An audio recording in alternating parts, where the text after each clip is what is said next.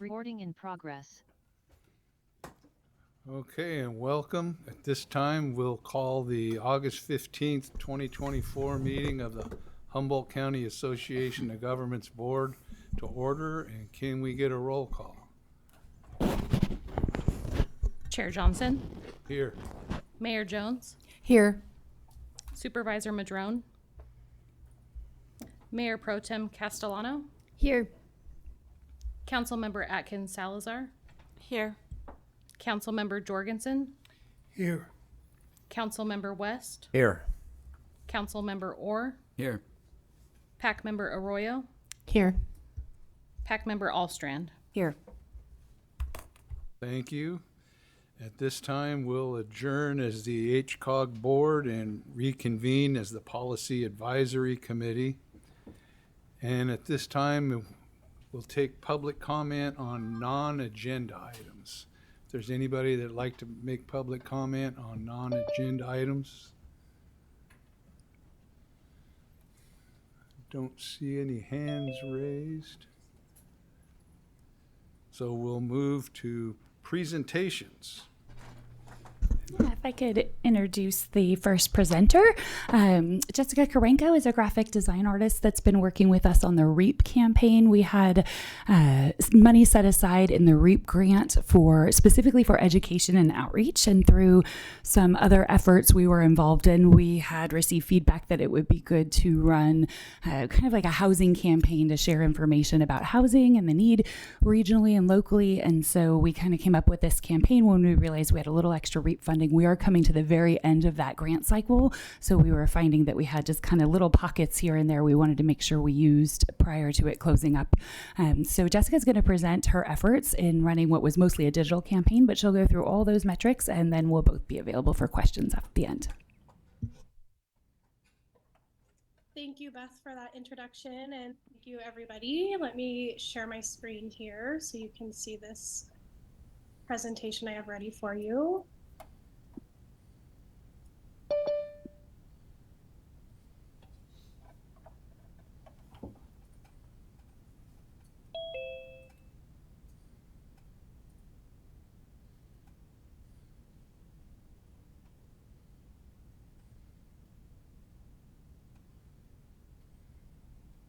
All right, so I'm really excited to share with you about the KEYS campaign, what it is, our strategy and goals, as well as the results, of course. So this campaign, like Beth mentioned, was a social media campaign designed to engage and drive support for housing initiatives in Humboldt County, and it ran for the duration of the month of June of this year. And so in the initial conversations that I had in that introductory meeting, we discussed the framework and objectives of the campaign, as well as the parameters of the REAP program, like mentioned, with the REAP program. And that gave us a really clear idea of what we were capable of, as well as what we needed to focus on in terms of the messaging. We did focus on broad community impact in terms of the messaging, highlighting housing insecurity, and fostering discussion and participation around this topic in our community. Some of the resources that contributed to the data and information that was shared were sourced from previously funded projects within the REAP program, including the housing story via the arts, as well as the Humboldt County Housing Dashboard. And so we were able to source and extract a lot of information from both of those, as well as some other data sources that led us to the development of the campaign.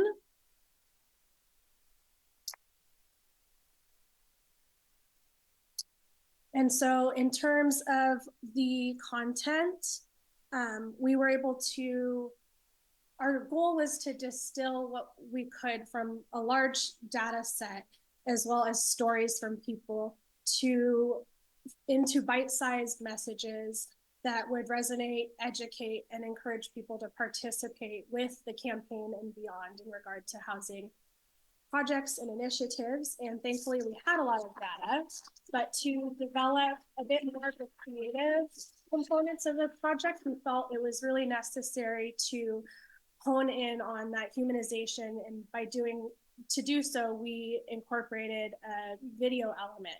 We had the pleasure of interviewing a number of individuals from the community with different backgrounds that could speak to aspects of housing needs in our region, and speaking to the effects of both housing insecurity as well as security in respect to individuals, families, demographics, as well as our community as a whole.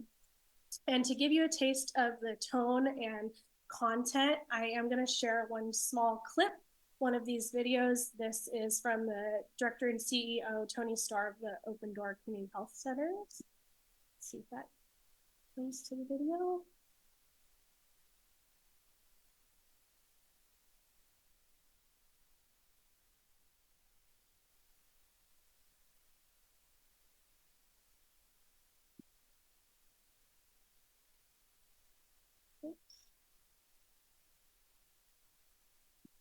of the senior population. The largest growing segment of houseless individuals in our community and in our country are seniors. So, because people are being priced out of an affordable place to live, I consider that a tragedy at a minimum, possibly criminal if you look at it from an ethical standpoint, right? That those the most vulnerable in our population, the folks who have contributed for the longest, are now being forced to actually live in their car or on the streets. And if you think that people can maintain their health status when they're living in their car or their streets, not possible to do.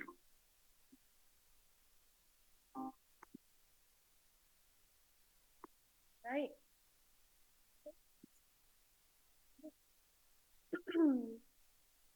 Sorry, it's here.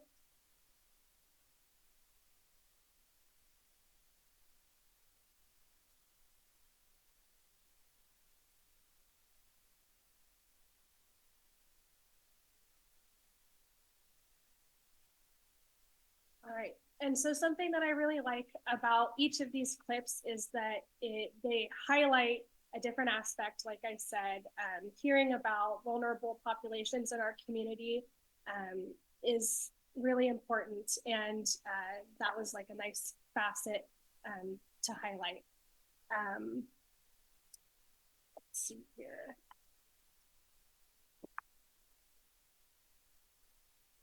Okay. So another resource that was invaluable during this whole process was speaking with the Community Economic Resilience Consortium, or CERC group, community leaders who provided a lot of insight as well as feedback, ideas, and support along the way. And what was great about that is that we were able to move and adapt the campaign along with those things in mind. And so one tool that came out of that directly was this back pocket guide, which was a toolkit to support housing advocacy. So this kind of ties right back into that initiative to engage people into action. Platforms, as I may have mentioned, included Facebook, Instagram, as well as the HCOG website. And this was primarily a social media campaign, but we did utilize the resources that we had, including the website, to serve as a home base that would point people back to some of this content and have some of that content live in an evergreen sense. And so one of the things with that is that we were able to harness having an existing audience on some of those platforms, as well as attempting to grow an audience. So whereas the Facebook page for HCOG had a large number of followers, the Instagram was in its infancy. And so there was a lot of benchmarking we were able to do with that. Now, as I mentioned, our objectives to really saturate this message among a broad audience while reaching beyond the existing audience, we had to implement certain tools. And so one of the things that was critical in doing that was creating calls to action. So about 15% of the content was a very clear call to action.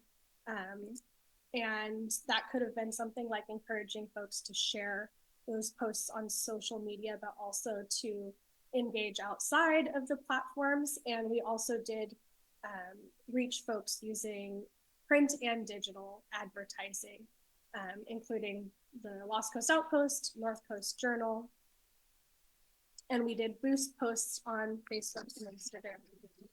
And so, especially as I start to look at some of the key performance indicators here and talk about results, it's important that I kind of walk through and explain a little bit about each of them. And so for meta platforms, which would include Facebook and Instagram, impressions, reach, all of these terms have a meaning and it's shared, whereas you might go to a different platform and those terms might mean something a little bit different. But in respect to these, impressions can be thought of as your wide casting net. All of the people who would see an ad or see a post or scroll when they're using these platforms, that's what impressions would be. Reach is an indicator of engagement. So that would be a click, perhaps, or a swipe through a carousel if you have multiple images on a post. Video reel views, that's a little bit more self-explanatory. That's an indicator of how many views. Interactions, this is where it's a little bit more distinct from reach. Rather than just maybe a click or scrolling through some content or flipping through a carousel, that would actually be a like on a post or a share of the post. So a little bit more visible interaction. And then new followers, of course, that's self-explanatory. Another thing that I included here would be the paid and organic results or the breakdown. 67% of the reach was using paid advertisement. And so we monitored these and measured these together and separately to inform our ad spending so that we could really fine tune and reach our target audiences throughout the length of the campaign. And then also to understand this split of paid versus advertising, considering our total audience that was existing, we really did need to push it out beyond that audience and reach a wider local audience. And so while I do have these results that are in front of you for the month, at the end of the month of June, I do want to pause and make note of a couple of things. First, I'd like to point out the reach of the campaign. So here we see 74% of the impressioned audience was reached. So they had some level of engagement. They clicked, they may have gone on and liked a post or shared a post, but they were interacting with this post to some degree. And that's a really high percentage. And it's an indicator that we effectively stirred curiosity, providing knowledge or insight, and it was engaging and effective. As a comparison, I typically see numbers like this that are closer to 10% of your impressioned audience is reached. So for us, that's a really huge win. Subsequently, having 24 hours of watch time is substantial, a large number of interactions, and significant growth on our Instagram page at 130%. So some of those numbers are really impressive. Oops, let's see here. Okay. So we did run into a couple of problems or challenges. The main challenge being that we had to turn off commenting. Understandably, the process of archiving or recording and responding to comments was not part of the scope. And so that wasn't feasible. But due to that limitation, we were limited in a little bit of our advertising. The Facebook platform does not allow you to run boosted or advertised posts without maintaining commentability, whereas Instagram does give you that permission to turn it off. So we had to slightly adapt, and with that, we reached a slightly younger audience than we might have otherwise. And then the second challenge that we faced was targeting a demographic that might more generally oppose housing development. And that's difficult for a wide number of reasons, but to reach and maximize our reach and reach as many folks as we could, that's one of the main reasons why we turned to local news channels and print advertising to just make sure that we were reaching others. Something else that's not on this slide, but I think is really key in all of the campaign is right from the onset, there was a decision made to make it a bilingual campaign to reach the Spanish-speaking audience in our community, and all of our posts accomplished that. So I'm super happy about that. And there are also a lot of community groups that have a large Spanish-speaking audience, and there was some sharing of content there. So that was really wonderful. Let's see here. And then looking at our results a little bit more in depth, we had 150,000 measured impressions across all platforms and channels. When we looked at the digital breakdown, our top 3 audience locations were Arcata, Eureka, and McKinleyville. McKinleyville just got in there. And so all of these can provide more insights if you look at some comparisons. Our social media audience ranges I thought was really interesting. The 65 plus demographic made up almost 10% of our audience. Our growth was significant, and the reason those numbers look really outrageous is because they are, in the sense that we had, like I said, the Instagram page was in its infancy, and we had all of our focus and energy into posting everyday content and sharing content. And so, of course, we expected those numbers to look really impressive month over month. And that's just because we were able to hone in and focus on this campaign so much.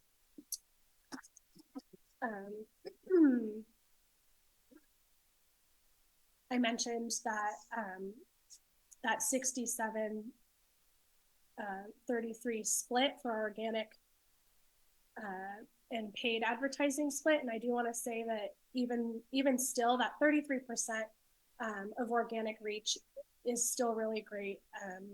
If you look at the numbers overall, we did reach a really wide audience, and it was great to see these things shared, and they're continuing to be shared because they live on these platforms now, and so people are still liking posts, still sharing posts, still seeing these posts, even if they're not boosted or paid for. And so that's really great. And then one other thing I wanted to say before I wrapped up is that one of the persons that we had the pleasure of interviewing for the campaign, Kay Escarda, is a local housing advocate, and she serves on the Housing Authority of the City of Eureka. And she shared during a CERC meeting about halfway through the campaign, and I just wanted to pass that story along about how the Keys campaign sort of came full circle for her. This is what she shared. She was at a family gathering with multiple generations present, and this was just a week into the campaign when her granddaughter, who had recently moved to Humboldt, who's in her early 30s, had stumbled upon the campaign in real time during their gathering. She announced her shock in seeing Kay on her Instagram feed, and it initiated a group conversation amongst multiple people present about the topic of housing insecurity. And I just love this story. I love it because it was organic. This wasn't solicited, but it demonstrates the immeasurable impact of the campaign and that which we hope for, which is to bring the conversation into the light, dispel some of the myths and around housing, and stimulate discussions that lead to a more informed and equipped public in regard to housing initiatives. So with that said, the end result of this campaign is really open-ended. We had a large number of deliverables We gave it a really big push. We established benchmarks. And from the very beginning, my intent was to create a functioning outline and framework that could be adapted and serve for more local projects or local governments looking to support more housing stability and security in our region. So thank you so much. I'd be happy, like Beth said, to answer any questions you may have to the best of my ability. Well, thank you for the work you put into this. It covered a lot of territory, but you didn't gloss over it. You got into it in depth and looked for answers. And at that point, I'd like to see if there's anybody else have a question or comment. Yes. I just wanted to thank you, Jessica, for the campaign. It was really aesthetically pleasing, and as we know, that's important on social media. And so I liked the look of it. The content was great. The videos, it was just really well done. And it was, I don't know, it was fun to see them popping up and be able to share them and just feel like you were hopefully reaching people and being part of something bigger. It gave some direction that, you know, that I could focus on. And so thank you for helping us with that. Yeah, thank you. And I know this had a really quick turnaround, so appreciate your diligence and, you know, just well thought approach to the campaign. I'm just curious, one thing we did recently at the City of Eureka is Director Burks came and presented on the campaign. And so if you haven't done that yet for your cities, it's just an opportunity to spread the word even more about it. You know, if Director Burks has time, I should say. And then, you know, I know this had really limited funding, but it seems like there's some opportunities if there's more funding. You know, just looking at the demographics, for instance, 75% of the people reached were 44 and younger. You know, maybe highlighting stories of like young professionals, college students, people who would be, you know, kind of like in dialogue with people in those demographics could be sort of a phase 2 approach. I could imagine if hopefully there might be funding for something like that. Anybody else? Oh, yes. Thanks. I certainly saw it being shared a lot and got a lot of, when I shared this as well, just got a lot of positive feedback. And I think especially the posts that talked about the challenges, people are really resonating with that. And yeah, just appreciating that there's attention being paid by government to these significant housing challenges, and that it's being talked about without glossing over or minimizing what a challenge it is in our community. And so I think it inspires me to keep housing at the forefront. Thank you. Well, I don't see any other online. No. But again, thank you for the work you put in and the opportunity that you took to reach these folks and find out where they're at and what they're struggling with to get in. So thank you. Thank you. And with that, we come now to Caltrans Cycle 2 Highway Maintenance 4 projects with Andre Kraus. Just launching. Yeah. Yep. Go for it. There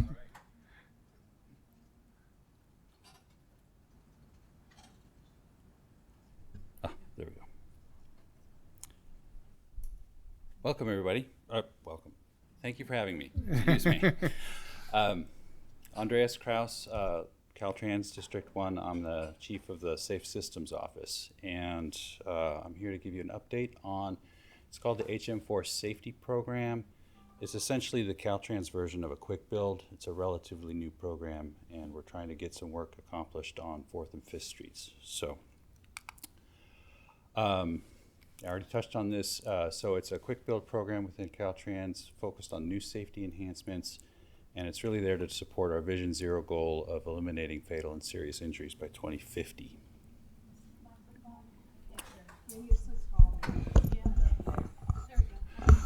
All right, can you hear me now? Okay, do I need to go back? Okay. All right, so there are 6 focal areas for this safety program: wrong way driving prevention, horizontal curve alignment, warning signs, crossover collision prevention, runoff road collision prevention, and bicycle and pedestrian safety enhancements. So because it is a quick build program, it does have some limitations.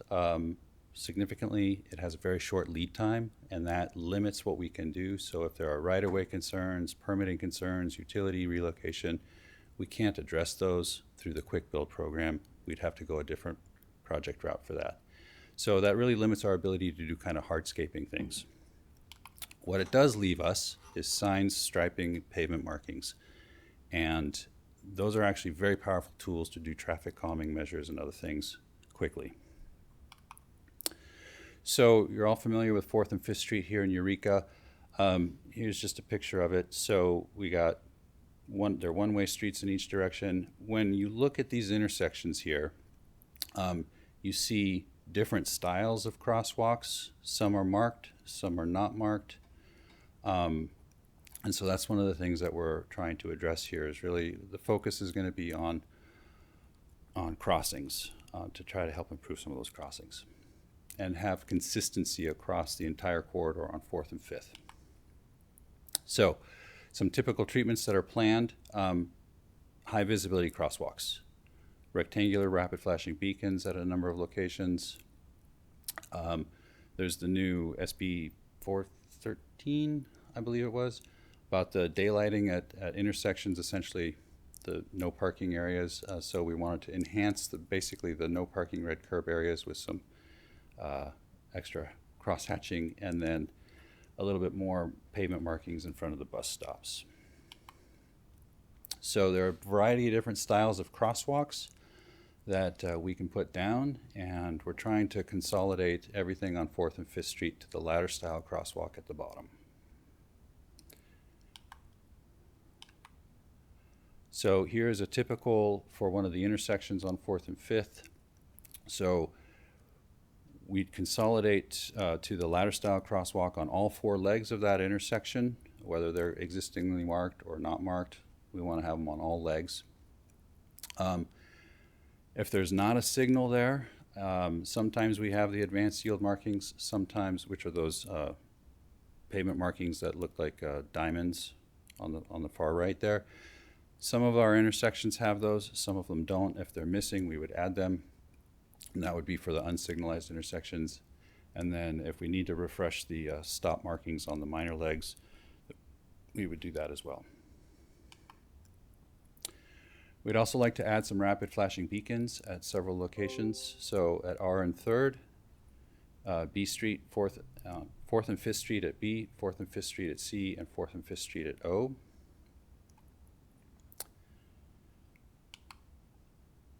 And then here's the daylighting law that enforcement takes effect January 1st. So essentially no parking within 20 feet of a marked or unmarked crosswalk or within 15 feet of a crosswalk with a curb extension. So we already have the red curbing out there. What we're proposing to do is in addition to the red curbing, that we would add what's circled in red there is some white cross hatching in the shoulders to just reinforce the no parking. The City of Arcata has already done this. That's an example from the City of Arcata, and we just thought it might be a nice reinforcement here on 4th and 5th. And then lastly, for the bus stops, right now they're just marked with red curb. There is also a sign, but if we put some kind of pavement marking down to reinforce that this is a bus stop and that you shouldn't park there, then we wanted to do something like that too. So the final plans for this are due in December, and the construction would be next summer. We are working on finalizing our draft plans, and as soon as those are finalized, we'll be meeting with the City of Eureka and the Humboldt Transit Authority to get their input and make any last minute changes. And I think that's it. Well, thank you, and it looks like a good project. Any comment from board members? Questions? Well, one thing that comes to mind that I've seen, even with the 20 or 15 foot clear spacing, is large vehicles, whether it's a pickup that's just jacked up, or a pickup with a camper on it, a box truck. Even at 20 feet, someone standing trying to get out, they can't see the traffic can't see them. So I don't know how you work around that, but in residential areas in some places I've seen where they put no vehicles over 6 feet from here to corner. But I don't know how that works when you're in a commercial zone and people have to park for deliveries. But just something that came to mind when I first saw the law come on the books. Yeah. So those are minimums. You can extend the no parking zones to improve sight distance at corners and crosswalks. But really that's, the Caltrans would follow the city's lead. If the city wants to restrict additional parking to improve sight distance, we'd be open to that discussion. Yeah, well, thank you. Okay. No, oh, yes. Sure. I mean, just since much of that's going to take place in the city of Eureka, I'm excited for the new crosswalks and especially the flashing beacons. I'm sure you're well aware that, that those are areas where we've had significant fatalities or accidents. So I think it's a great movement forward. And thank you for turning these projects around within a year.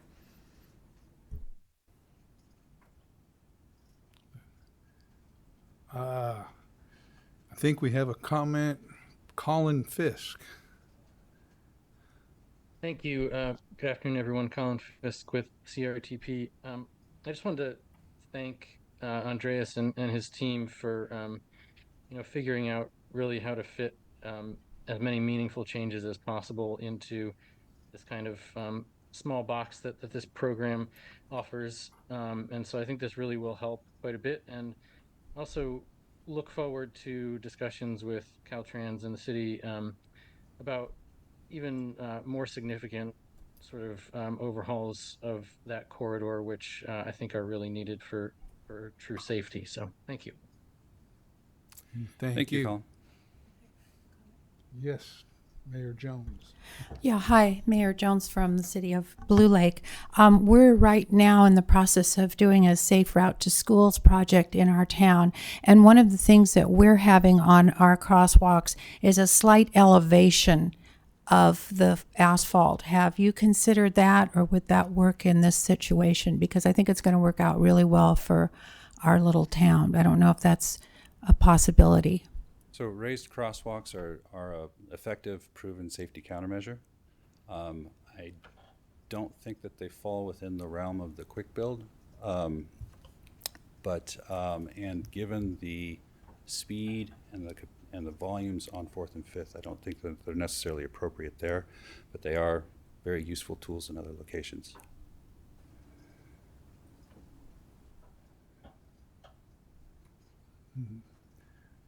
I don't see any more comments or questions, but thank you. Yeah, thank you very much. Thank you for undertaking this. And at this time, we have our final presentation for today with prioritizing essential services in an era of natural disaster.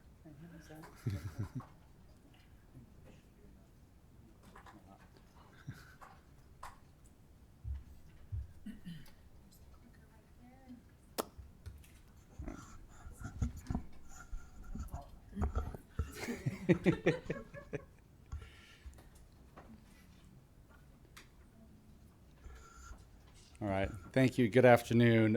Thank you for having us. This is a bit of presentation orama for you all. So I appreciate you letting us come and present to this body. I believe Director Mattson and I have presented to each of your city councils respectively. So we will try to get through some of this quickly. We do have an updated slide or some updated information here in the slide deck. So Feel free to ask us any questions or stop us at any point. We also do have officially a letter designated to our measure now. Sorry, I didn't introduce myself. My name is Sean Quincy, and I'm with the Humboldt County Administrative Office here with Director Madsen from the county's Public Works Department. We're here to talk to this body about Measure O, a 1 cent local sales tax measure that will be assessed countywide, designed to fund roads and bus services. This is a little bit similar to the measure that HCOG sponsored several years back. I think it was Measure U back. There's some distinct differences here because this is a county-led measure. But for the county, some of the motivations for this measure, as we discussed when we presented to your cities earlier, is disasters are driving a lot of this. We've seen an increase in the number of disasters hitting our area and the number and the intensity of the disasters. And it's just taking a toll on the county. We declare emergencies. Less often the state and federal government declare emergencies. And too often we just can't get reimbursed for the emergencies and the emergency work that we've got to do, or the payments that we receive are late. They're unpredictable, often not enough to cover our costs, and it's just taking a toll on the county. So those are some of the conditions that have led to where we're at now. Another issue that's compounding this for the county is the state government. As we mentioned to you, it's affecting the cities as well, but the state has taken more than $500 million from the county's general fund over the last 30 years when they reallocated property taxes back in the 90s. And the backfill just hasn't been there for us, and we're still trying to hold together infrastructure that was developed well before that property tax shift. And this is general fund dollars that we could have, that we should be having to take care of our local needs. In fiscal year 23-24, that was more than $25 million that should have been going to the general fund. In the current fiscal year, that number will be higher. And the number grows in each and every year as property values grow. Unfunded state mandates continue to hit us, continue to hit transit agencies as well. The governor's budget that was just assigned strips away hundreds of millions of dollars in funding that could have gone for emergency preparedness, local transit, and climate change efforts. So long story short is that we don't believe that the state and federal governments are places where we can turn to in order to help us deal with the issues that we see facing our roads and local transit. But it is becoming clear to us that we need more local funding that can't be taken by the state and federal governments. As you all know, the voter-approved funding can only be taken away by voters. The state can't dip into voter-approved funding. If it's state allocated, the state can go in and change the allocations. But voter-approved funding is protected from the state and federal governments. The civil grand jury also noted to our board of supervisors and our entire community that they believe that the county needs to do more. Our area is just more susceptible to natural disasters because of our topography, tectonic activity, and sea level rise. And so this measure is part of our response to help us deal and prepare for more disasters. And the overriding message is that we just simply believe that natural disasters are an everyday part of life here living in Humboldt County, and we need to reorient the way that we deliver public services in the light of that reality. And for the county, one of the things that we believe that we need to do is that we need to harden our roads. Director Madsen will go into it more, but we need to harden our roads beyond what the state and federal governments will allow us to do with the funding that they do provide periodically. But the funding that comes from the state and federal government just simply isn't enough.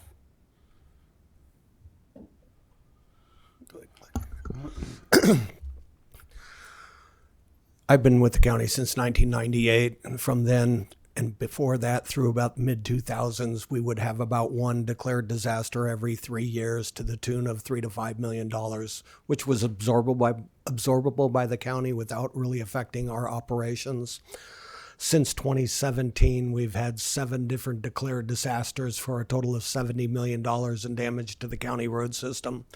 The problem with this is My baseline budget right now is about 15 million a year. So the vast majority is having to go to repair storm damages and not maintaining the county road system.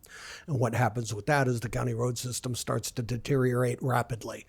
We go from good to bad condition quickly if we're not properly maintaining our roads. With these storms, we have to front all the money to cover the costs. It takes about 3 years to get permit approval or a federal approval to actually go to construction on these big projects. And at the time of the emergency, we're only allowed emergency opening. We get the road open for vehicles to pass, don't do any major repairs. After we spend all the money, it generally takes 6 to 10 years to get the money back from the feds. The way the reimbursements work is the feds do not have a regular budget for disaster. They have, their budget for FEMA and their staff, but disasters are budgeted on a per disaster basis. So a major disaster will occur somewhere in the nation. The feds will come out with some $1 billion remark about how much money is going for this disaster, and actually only about 10% of that money goes to that disaster. The rest goes to pay the rest of the local agencies and state agencies actually throughout the nation back for the money that they've fronted on previous disasters that qualify for FEMA funding. Just to show you a couple of our projects, one of the things, Sean did talk a little bit about hardening. Sometimes we do get hardening in our projects, but sometimes it's not enough to really solve the problem. This location went out in 2017. There happens to be about a mile of road that has a very similar condition, is susceptible to this type of damage, dropping down into Shelter Cove.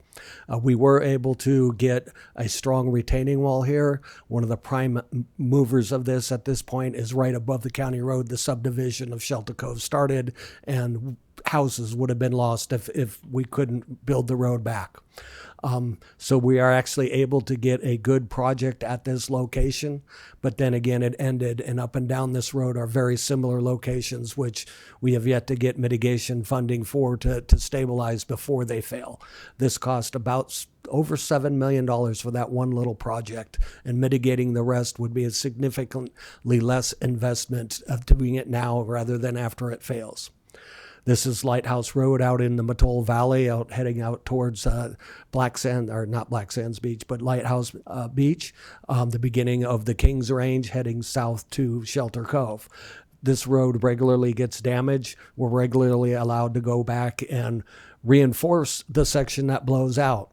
But almost every other storm that we get or major event, we get blowouts on both sides of what we've already done because it just eats out. We're not allowed to extend our protection to a good, solid, natural geological point where we can tie in. We're just allowed to fill in the section that blew out, and that means it's going to swirl and blow out on both ends with the next high water event. This is Wilder Ridge, again out in the Mattole Valley. This site was actually put back together. We were not allowed to build a retaining wall or any slope protection, and it happened, and it blew out again in 2019. We have another project where now we are going to be allowed to put some a retaining wall in to protect the road from the creek. We're up against steep hillsides here. We have nowhere to retreat. Again, this is going to be millions of dollars to fix that we have to front the money on. Next slide. This is Redwood Valley last year. During our storm events, we had people stranded out there for 2 weeks with the access. They actually have two accesses, which many people in the county do not. Both sides failed. Big landslide came down one side and plugged the culvert, turned the road into a creek, similar on the other side, and they were stranded it took us about $1.5 million just to do emergency opening. If you go out there now, it's just gravel. This happened just last Friday. This is a detour around one of our storm damage projects, and it failed right before a fire started uphill of this. And CAL FIRE estimated it took them about 30 minutes extra to detour around the site. If you've been down in southern Humboldt and seen the dry grass, this is a scary event, not having direct access. In fact, they had response coming in from Mendocino County over Bell Springs Road to help out due to for not being able to get up there in a timely manner. And we've had other estimates from local fire districts that it took them actually more like 90 minutes to make the detour. So how's this affected our pavement condition? Our pavement, a new road is a pavement condition index of 100. For a long time, we sat with most counties in most counties in the state of California, as well as most counties nationwide, in our fair condition. Since we've had to start diverting more and more of our maintenance money to reopen roads, we've now dropped into what we call the poor condition. The problem here is each time we drop down, it takes more to get back up. We want to have a pavement condition index of 70. That means we're operating at the most efficient cost possible by doing surface treatments and other things rather than having to rebuild our road systems. And so we are projecting at this point, without a change in revenue, to drop into the very poor and failed condition within 10 years. That same 10-year scenario, if we were to go to 70, would run about $500 million. We know we're not going to get there with what we've got, but with the proposed sales of 1 cent, that would also allow us to leverage additional federal funds and state grants that we cannot go for right now because we don't have funds available for the matches. There are millions out there in federal funding that if we had local match for, we could be leveraging and bringing into the community. Just as an example, this is a brand new road of a PCI of 100.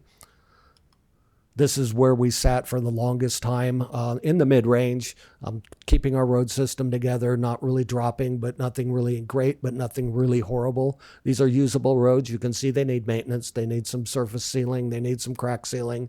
But all in all, they're not totally failed. They can be fixed with relatively reasonable cost based on what construction is today.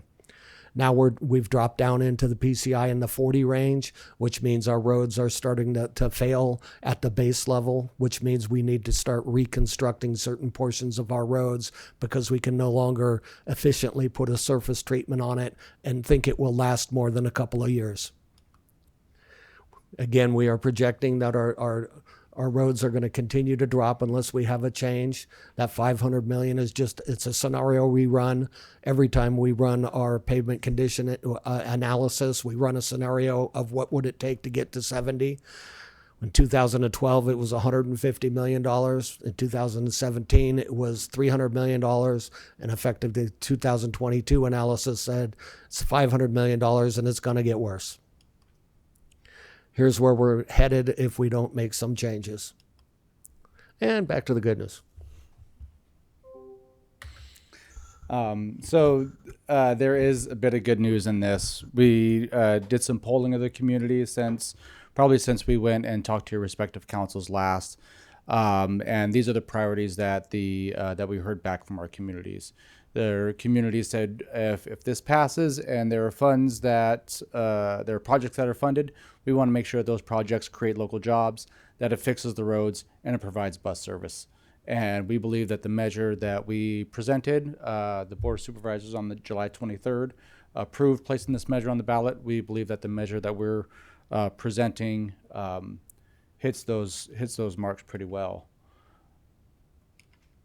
The concerns that voters had expressed in our poll is that they wanted to make sure that whatever we do, it helps Humboldt County gets its fair share of those millions of dollars that are out there from the state and federal governments, that it helps protect us from any ups and downs that happen with the state's budget, that it actually improves our overall road condition, that we have a lot of say over what happens with that money and the state can't come in and take it. And it was very important to the community that we have to do something now because it's cheaper now to do it rather than waiting years and seeing the price escalate. Some of the requirements in the ordinance are around it's a 1 cent general sales tax. It's not going to be applied to groceries sold as food, prescription drugs, diapers, feminine hygiene products, rent, real estate transactions, medical and dental services. So a lot of the necessities this tax won't apply to. We estimate it'll generate $24 million annually. There's a lot of public oversight and accountability and some measures that we are excited to talk to this body about, because there's some interplay with HCOG here if the measure should pass. And again, this money can't be taken by the state.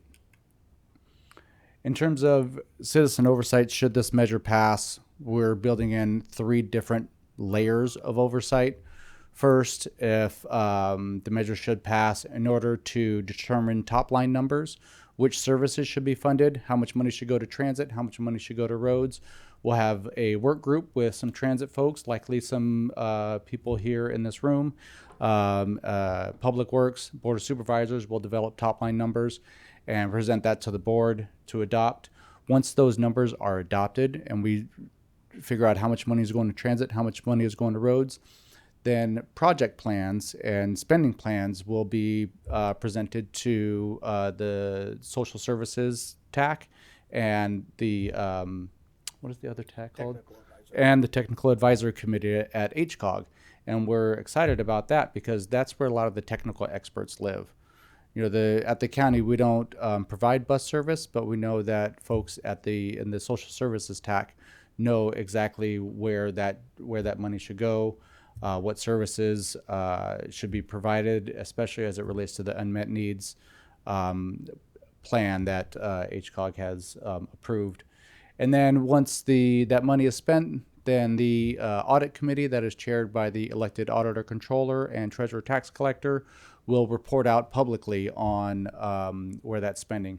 All of these different committees, the Social Services TAC, the other TAC, and the Audit Committee, these are all Brown Act committees, publicly noticed meetings where members of the public can come and hear what's happening, review those documents. So we're trying to build in several different layers of accountability and transparency into this process because we know how important the public transparency is in any voter-approved measure. And we also have a website where individuals can get more information, and staff are always available to answer questions and talk more and help educate the community about this measure.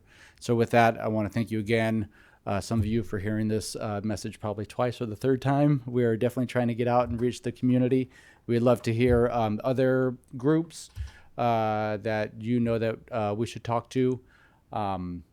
But with that, we'd be happy to answer any questions. And again, we're looking forward to working with this body and your staff in the future. Well, thank you, and that is informative. Good. One thing I remember Tom saying at the last presentation in Fortuna was that in '64, the only way out of Humboldt County was, I think you said Bell Springs Road. So, because I know you couldn't go north. So, yeah, there's other evacuation roads, Neeland Road, when some of our main arterials are cut off, as actually happens here. I'm from San Diego, and the idea of a main highway or interstate getting cut off is just foreign to me, but that happens here in our rural community. The ways in and out of the county are all county maintained roads, and we just need to make sure that those roads are maintained so we can get people and supplies in and out of the county in those emergencies. well, thank you. Any comments? Mayor Pro Tem Castellano. Great. Thanks for being here. It's funny. My friend and I were talking about this last night, and we had a question, and so I'm really glad you're here. And it was a little bit related to, have you done any outreach yet with the Hoopa tribe? I would just imagine that, one of the things you're speculating on is just, maybe you could argue that some people have some choice in where they live, or they may or may not be able to choose to be rurally located. But for sure, tribal members, in terms of accessing safe entrance and egress to tribal lands, I'm just kind of curious if that seems like an opportunity for conversation. So we're on one of the future agendas for what's called the North Coast Tribal Transportation Commission, which is all the roads administrators for all the tribes, not just in Humboldt County, but Del Norte County as well. And yes, we're very strong on our relationship with the tribes. In fact, one of our rural roads is in really good shape, Bald Hills Road, simply because the Yurok tribe has put millions of dollars into that road, even though it's a county road, because it is so important to the tribe. Thank you. Thank you. Yeah, I think this is my third time, but that's okay because I don't know how many times you have all given this. It's equally depressing every time. So yeah, but I just had a small question. I've been curious when you're talking about fair share. Is that the same as being a self-help county? It's having enough money to actually go for that funding. Most of the larger agencies, they have a lot of money, and so they can they have a large staff that just focus on grants, and they have money set aside to match those grants. We don't have the money set aside to match those grants. I've got a lot of people, in fact, myself, I write a lot of grants, but I haven't in quite a while because I can't write a grant application if I can't come up with the match to show that I have the match for the grant. Okay, I appreciate We want a that. piece of that action. Yeah, no, absolutely. And I've had folks talk to me about becoming a self-help county, and I understand that's a pretty heavy lift for who we are. And so just maybe understanding a little bit of the difference of that would be helpful. So there's a real defined difference between what is known as a self-help county. Those are counties that have a 2/3 tax dedicated to roads only. We are not proposing that at this time because we have transit in there and we're not pulling at the 2/3 level. We're pulling very high, but we don't believe we would get a 2/3 vote if we put the 2/3 measure on, and that defines what a self-help county is. We're self-help if we have a self-tax, but we're not self-help. No, I thank you for that because that gives us also information. So when folks are asking us, well, why aren't they just going for the self-help? Then we can reply and say that, you're doing the polling and it's not showing that would pass. So thank you. Thank you. Anybody else? Okay. So if I could add one last comment on that is, Measure Z did not pass with 2/3 the first time, was a general sales tax. But because the county has held to the principles and the resolution, when it came back as Measure O, it went as a general tax, and it had over 70% support simply because the board did not dip into it for anything other than what they said they were going to spend it on. Transparency and holding to the will of the voters. Well, thank you. Thank you. Are there any questions? It is an eye-opener.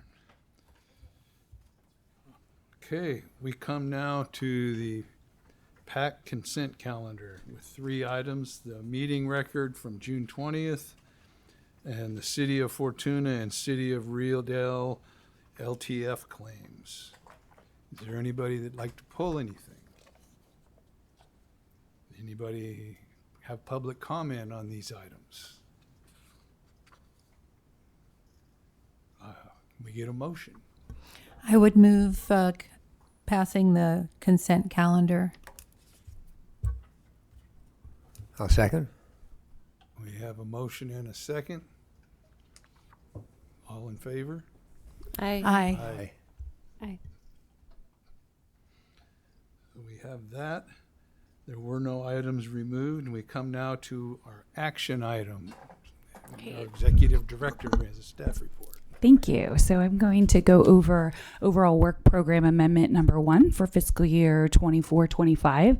These are often done as an administrative consent item, but I wanted to just kind of talk through this one because it's a fairly big amendment, especially because I feel like we just got into the fiscal year and we're already having, a fairly big budget amendment. The reasons for that are kind of exciting though, because mainly it's because we've got new grant funding that we need to incorporate, and we can't start on those grants until they're formally entered into the OWP. So we have to go through this step before we can actually access that funding and get started. So we didn't want to delay. You will see another Amendment 2, which will take into consideration the carryover. And we did get another grant that'll come in Amendment 2. But again, because this is time sensitive and we wanted to start these ones as soon as possible, we brought that here.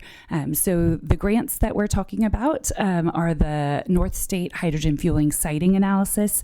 This will cover all of the North State region, consistent with the North State super region, which is essentially Mendocino County, east all the way to the Oregon border.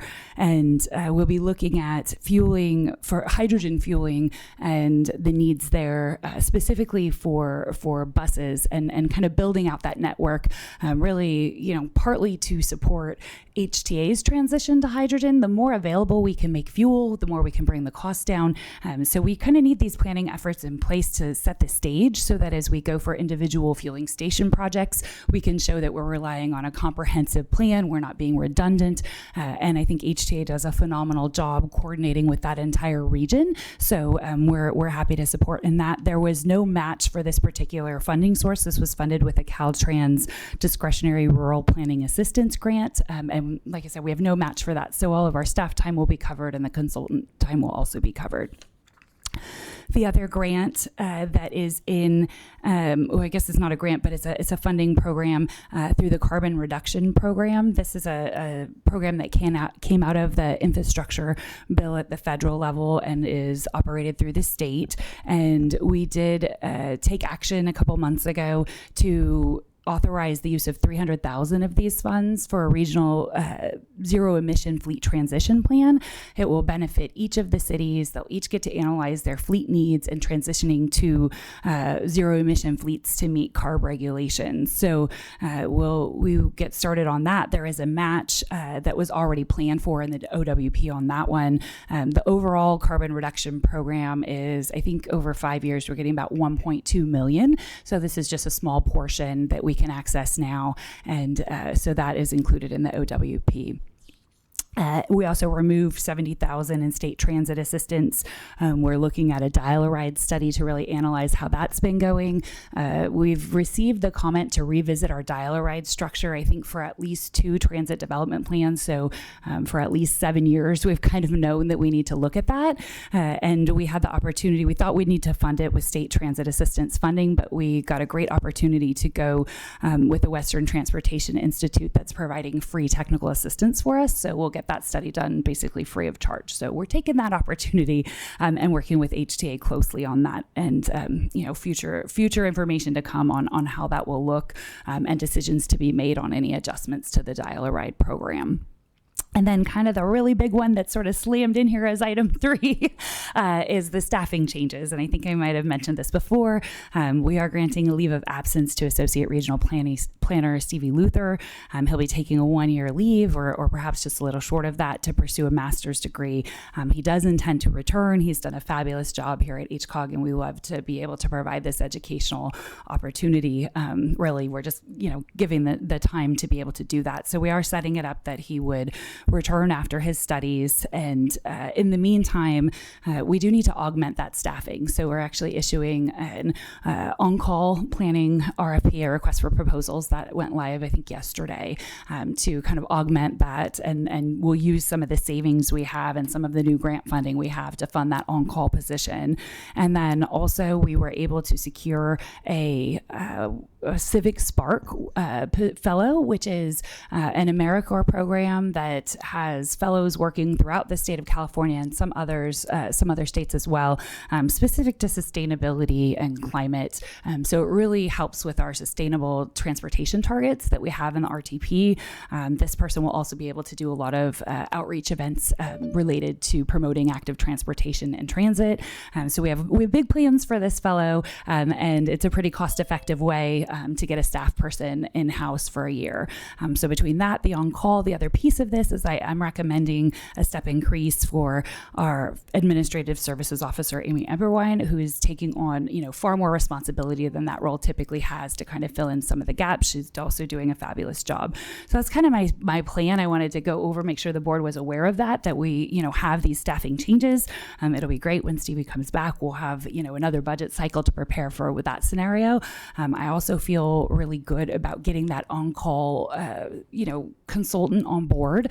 I think not just for the absence of this 1 year period, but as you can see, we just kind of keep, wonderfully having great success with grants, but it does take a lot to manage that. And we're pretty small staff to start. So having that kind of safety valve, I think will be really valuable as we move forward and is a pretty cost-effective way to do it without incurring, all the other burdened rate expenses in terms of PERS and payroll costs. So I think, that's my plan. I'm happy to talk through it with you if anyone has any questions.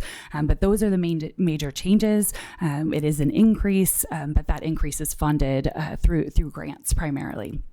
So, and then I will say just a heads up that, probably if not next meeting, the meeting after, we'll be looking at another OWP amendment to incorporate the carryover from last fiscal year and also another grant that we were just awarded. So happy to take any questions.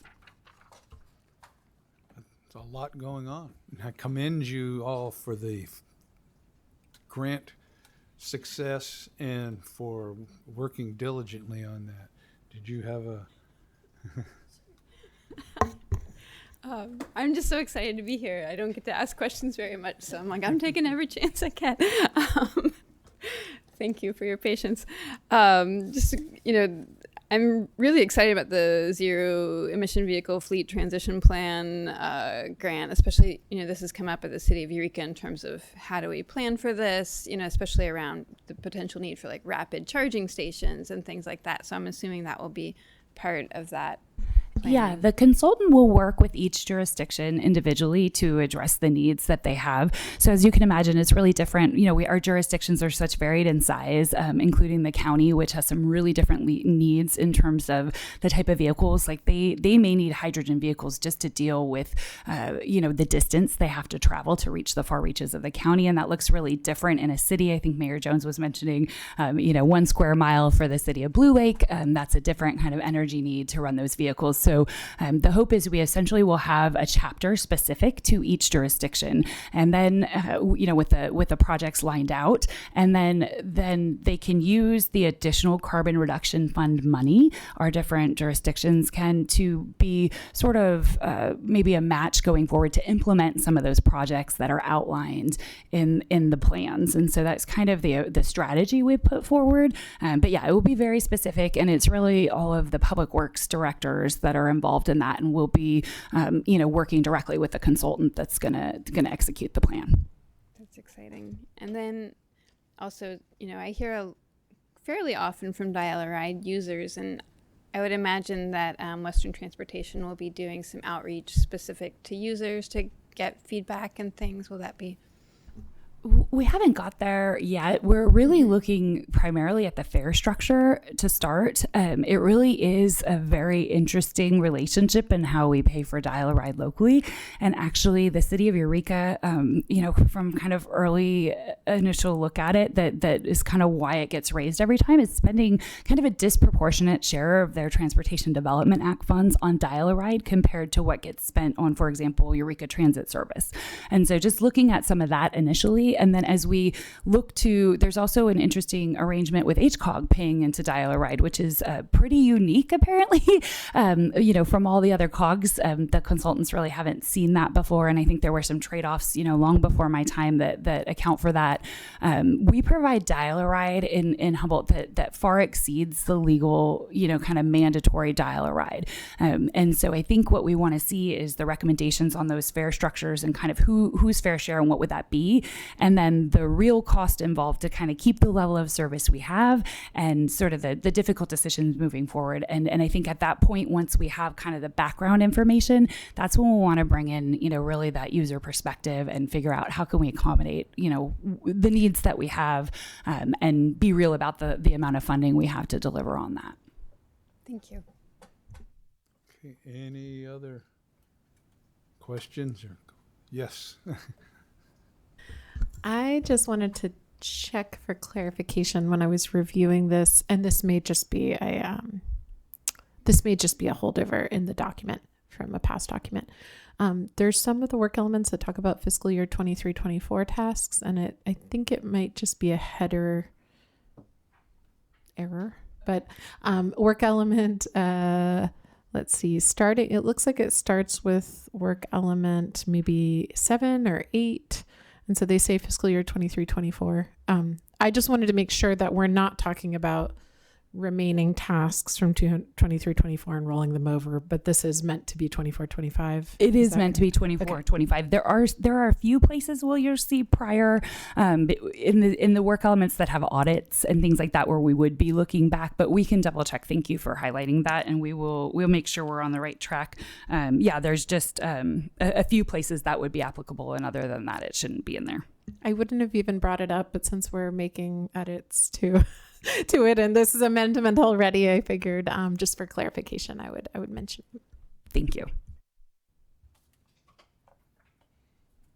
Okay. No public comment. Yeah. And that would be a roll call vote if I remember right. Doesn't have to be? Okay. So I would move that we pass Resolution 24-17, a resolution of the Humboldt County Association of Governments amending the fiscal year 24-25 overall work program and budget amendment number 1. Second. we have a motion and a second. All in favor? Aye. Aye. Opposed? None. So, thank you. Now on to item B, the Great Redwood Trail Agency Board appointment. Great. I'll start on this one as well. The Great Redwood Trail Agency was recently formed, and they have requested that HCOG be the appointing agency for the seat that would be a city seat in the Humboldt region. So you can see in the staff report, each county along the Great Redwood Trail, which includes Sonoma, Marin, Mendocino, and Humboldt, are eligible to appoint a city member to the Great Redwood Trail Agency Board for 2-year periods. And it does need to be an elected official from one of the cities along the trail. So in our county, that's Rio Dell, Fortuna, Eureka, Arcata, and Blue Lake. There is a permanent seat on the board for each county. And Supervisor Madrone, that is, typically joins us here. He is the Humboldt County appointee. So he has a permanent seat. So he'll always have that ability to report back to HCOG after those board meetings. Unfortunately, since he's not here, he can't give us any insight to, kind of how they've gone so far. But the request here is to have HCOG be the appointing agency and to select a city elected official from among those cities, Rio Dell, Fortuna, Eureka, Arcata, or Blue Lake, and appoint a member to the Great Redwood Trail Agency. And it would be a 2-year term. I did ask about that because the schedule they provided was 2024 to 2026, and we're pretty, already halfway through 2024. And the executive director of the agency did clarify that it would be a 2-year term, essentially from when it starts. So that schedule would be a little different, but you get 2 full years once the appointment is made. Yeah. I have a question. Why is Trinidad left out? Is the trail end somewhere that keeps Trinidad out? Yeah, the trail ends essentially in Blue Lake. So the Annie and Mary Trail, yeah. You're so close. The Great Redwood Trail follows the old rail line. And so it essentially, the beginning or end of the trail will be Blue Lake and goes through Arcata and the other towns. And I would be interested in being on this. However, I'm up for re-election, and I'm not exactly sure that I'm going to be re-elected. So, and I hope to be, of course, but that's my hesitation with offering my services on this board. Any other comments? So I'd like to nominate Deborah Garnes, the mayor of Rio Dell, for this. I'll second that. And just checking in, I assume that Mayor Garnes is up for the task. You guys have talked about it. I mean, she's here, so okay, perfect.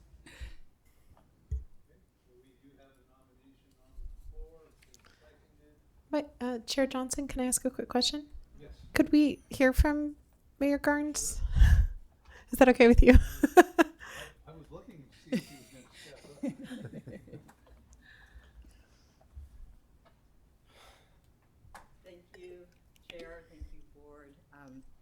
I am very excited. I've spoken with Elaine about it, and I responded immediately. I was like, yay, I've been wanting to do this for so long.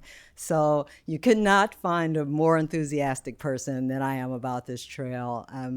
I can only see good things happening from it, benefit from, the south all the way up to the end of the trail. I think it will do Humboldt County good, and I think I will advocate as hard as I can possibly advocate for this to go smoothly, quickly, which we know that's not a thing, but but I am really honored.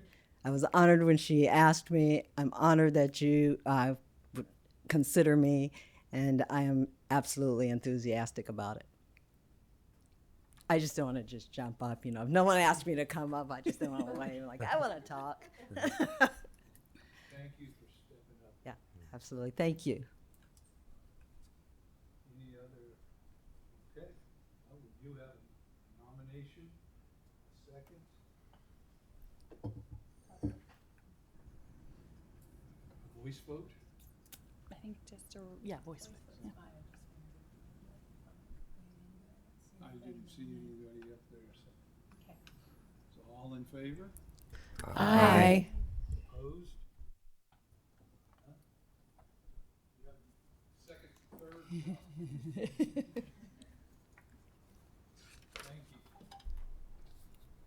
So now we come to reconvene by motion, reconvene as the HCOG board and approve the PAC recommendations. Have a motion. I'll move to accept the recommendations.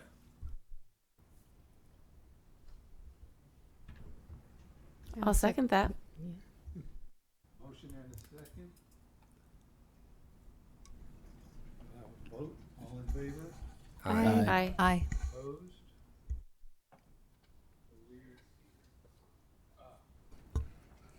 So incognito.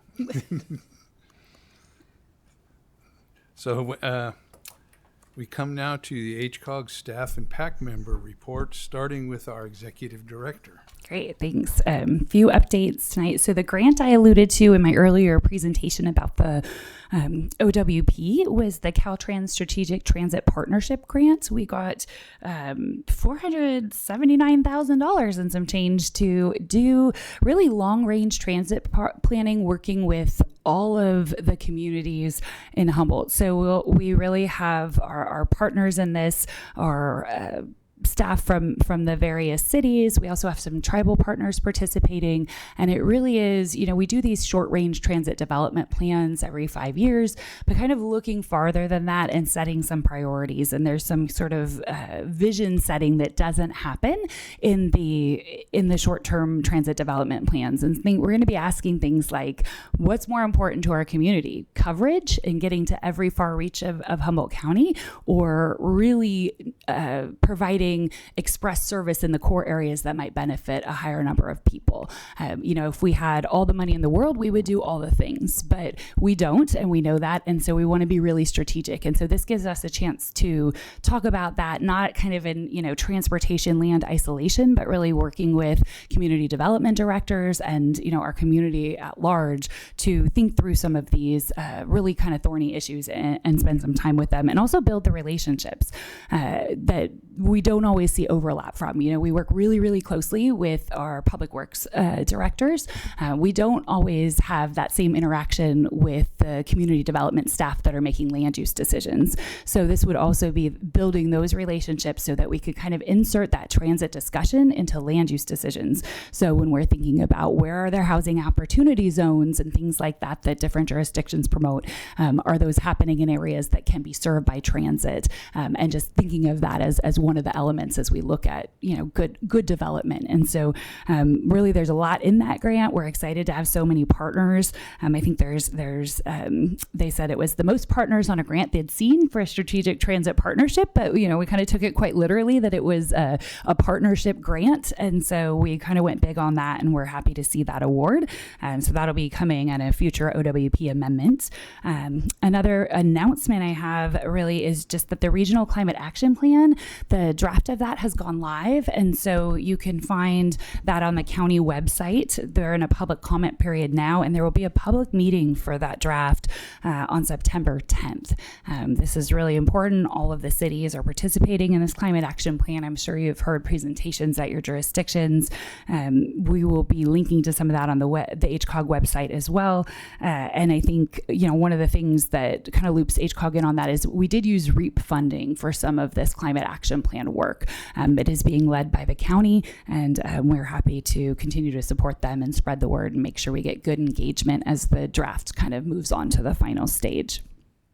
As I mentioned, the on-call request for proposals for planning consultants is out now, and that proposal will be due September 9th.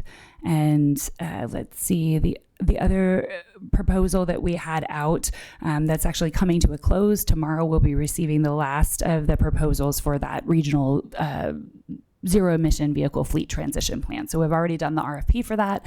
Tomorrow it closes, so we should be able to move forward that pretty quickly. The other announcement I wanted to make was that we will be co-sponsoring the Week Without Driving. This is something that last year I think the Coalition for Responsible Transportation Priorities promoted. This year we are co-sponsoring it with them, in addition to Humboldt Transit Authority as a co-sponsor and Tri-Counties Independent Living. And what the Week Without Driving is it really provides ideally decision makers an opportunity to learn about the experiences of people who can't drive cars. Maybe it's because of disability or youth or advanced age, poverty, or really for any other reason. But I think there's about 36,000 people in Humboldt County that don't have a driver's license. So that includes all of our youth and many others. But really kind of, gives us a chance to, give up our cars for a week and think about what it's like when you don't have that option, and spend some time reflecting on that. So that week is September 30th to October 6th. I think an email blast has gone out to all of you on that, but happy to have any of you take that challenge and kind of participate. I think last year there was some great feedback about just reflections on what it's like, when you can't drive your own vehicle everywhere you'd like to go. And then final announcement. I think I'm down to my final announcement. Just the Ride Humboldt, the branding for Humboldt Transit Authority that we've been helping with. And we're kind of having a big kickoff for that at the North Country Fair, September 21st and 22nd in Arcata. So we'll be tabling there and helping Humboldt Transit Authority out with that, having an event. We'll have a bus there with a Ride Humboldt wrap on it and some, fun games to play, and just, really making an effort for people to understand the simplicity of taking transit and reduce some of those barriers and raise awareness about how convenient it is. So I'm happy if we see any of you there, and we'll be sending out more information about that booth as well. And that, I promise, it concludes my updates for the evening. Wow, that's a lot going on. Mm-hmm. And any questions or comments for Beth on the report? Covered a lot of ground. Got a lot going on. Like I said, you guys work hard there. So, how about Caltrans reports? Thank you. Project Manager Jeff Pimentel couldn't be here today, but he gave me some updates on the Eureka Arcata Corridor and Interchange project. So the contractor is currently working on constructing the northbound detour lanes to the east of 101. The target time frame to shift existing northbound traffic to the detour is the end of this month or early next month. The concrete columns in the column-supported embankment continue to be placed in the median area of the roadway. And once northbound traffic is shifted to the east, the existing northbound lanes will be removed in order for column installation to occur at this location. There is a potential that bridge foundation work could begin before the end of this calendar year. And early next year, we will be shifting the existing southbound lanes to the east, immediately adjacent to the northbound detour. And I just wanted to say congratulations to HCOG for their Strategic Partnership Transit Grant. It's a highly competitive program and about 50% success rate, so really great. That's it. Well, thank you. Any questions or? Yes. Okay, thank you very much for this update on your work plan. I really enjoy looking at this. I'm kind of a geek when it comes to traveling, I guess. But one thing I wasn't finding, and I know it's very new, is when we talked about this last month, is the proposed tunnel that's going to be happening at Last Chance Gray. Do you have any update on that? And if you don't, we can wait till next Yeah, I'm month. so sorry. I forgot to get an update from that, but I will check in or I will follow up after this meeting. Okay, perfect. Thank you. Thank you. How about PAC member reports or board member reports? So Humboldt Transit Authority is currently proposing a change to our fare structure. So at our last board meeting, we held the first public hearing on this matter. The next one will be at our next Humboldt Transit Authority board meeting. But if you're not able to go to the board meeting, you can go to hta.org under the news column, just on the kind of homepage. There's a link that talks about our proposed fare structure, and there's a form to fill out. And if you are a transit rider or would like to be a transit rider and want to have input on the fare structure, that's the place to give it. It's a very much more simplified structure for riders and consistent across almost all of the transit agencies. It's a little bit cheaper for Arcata, but it's a specific system just in Arcata. But beyond that, all of the other systems are going to be a bit simpler and a cost savings for most riders. So an opportunity to give feedback on that exists right now. And if for whatever reason you have thoughts about that and you don't want to do the form, you're also just welcome to reach out to me directly. I'm happy to hear your thoughts. Thank you. Any questions for Supervisor Arroyo? How is the Mendocino run going? That's a great question. It is going, and we've been holding off on really promoting it because of just wanting to do it in consistently with the Ride Humboldt promotion, which is really rolling out shortly, and also, early on wanting to work out any of the kinks. And in December, we will have a brand new over-the-road coach, hydrogen fueled coach, that will be making that run. So it'll be exciting for riders, and it's the first of its kind, the long range over-the-road coach of this exact kind in the country. So we're big innovators with that one. But it is continuing to run. So I can get a little bit more information about that and bring it back. So especially now that Greyhound has ceased to provide that service, it'll be good to kind of share out what's working there and what we have plans for there. Well, thank you. Any other board member reports? No. Well, with that, we have reached adjournment. Thank you all for being here. Thank you for helping us to have our quorum. And thank you for staff for all you guys have done. We've kind of been gone for a while, but you guys have kept working. Thank you.